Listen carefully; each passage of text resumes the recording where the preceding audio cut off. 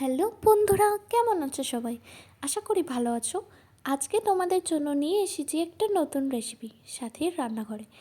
আজ আমাদের recipe vegetable chop, খুব কম খরচে, একদম দোকানের মতন।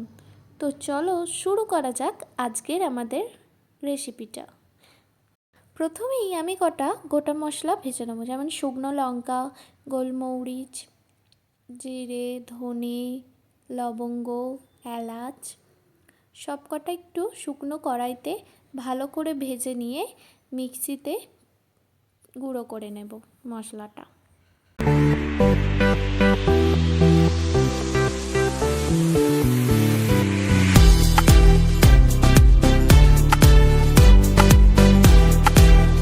মশলাটা ঘোরানো হয়ে গেছে আমার।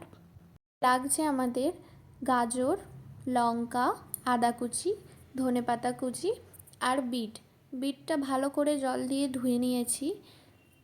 আর লাগছে আলু সেদ্ধ, আগে থেকে আমি আলু সেদ্ধটা করে রেখে দিয়েছিলাম।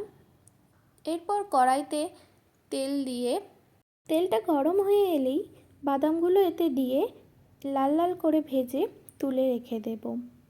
তারপর এই একই তেলের মধ্যে 5 ফোড়ন, কাঁচা লঙ্কা আর আদা কুচিটাকে একটু ভালো করে ভেজে নিয়ে কুচিয়ে রাখা গাজর আর বিটগুলো একসঙ্গে দিয়ে ভালো করে একটু মিশিয়ে নেব।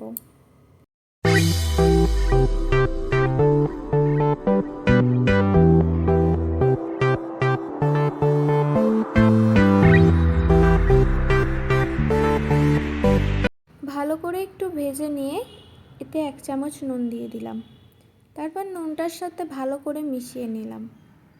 এবার এই ভেজিটেবিলগুলোকে একটু সেদ্ধ করে নেব 10 থেকে 15 মিনিট ঢাকা দিয়ে। 10 থেকে 15 মিনিট পর খুলে দেখাচ্ছি ভেজিটেবিলগুলো পুরো একদম সেদ্ধ হয়ে গেছে।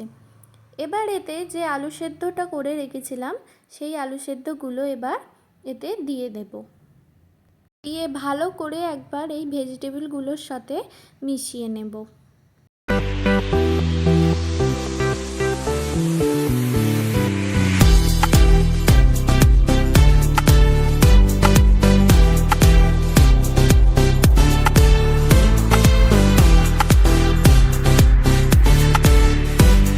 মেশানো হয়ে গেছে। এরপর যে বাদামগুলো ভেজে রেখেছিলাম সেগুলো এর মধ্যে দিয়ে একবার ভালো করে মিশিয়ে নেব। তারপর পরিমাণ মতো নুন আর যে ভাজা মশলাটা করে রেখেছিলাম সেটা 2 চামচ দিয়ে দিলাম। দিয়ে আর পরিমাণ মতন চিনি দিয়ে দিলাম। দিয়ে ভালো করে একবার এই ভেজিটেবিলগুলোর সাথে মিশিয়ে নিলাম।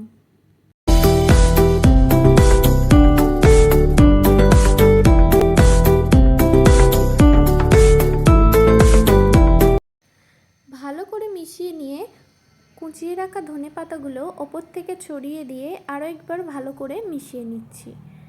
তারপর নাবিয়ে নিয়ে একটি থালার ওপর ঠান্ডা করতে দিচ্ছি।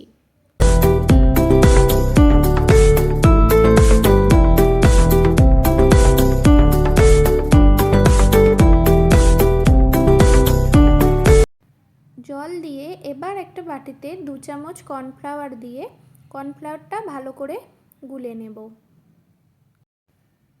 ঠান্ডা হয়ে গেলেই এবার ভেজিটেবিলের আকারে শেপ দিয়ে দেবো লম্বা লম্বা করে। এবার ভেজিটেবিলগুলোকে একটু কোট করে নিতে হবে। কোট করার জন্য আমি নিয়েছি টোস্টের গুঁড়ো। সব ভেজিটেবিলগুলো আমার কোট করে নিয়েছি।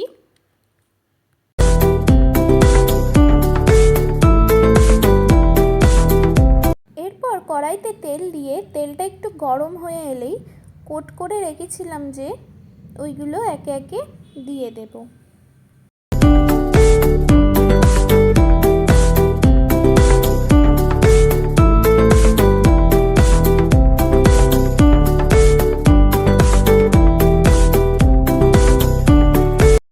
ভেজিটেবিলগুলো একটু ভালো করে ভেজে নেব লাল লাল করে। ভাজা হয়ে গেলেই এবার আমরা ভেজিটেবিলগুলো তুলে নেব।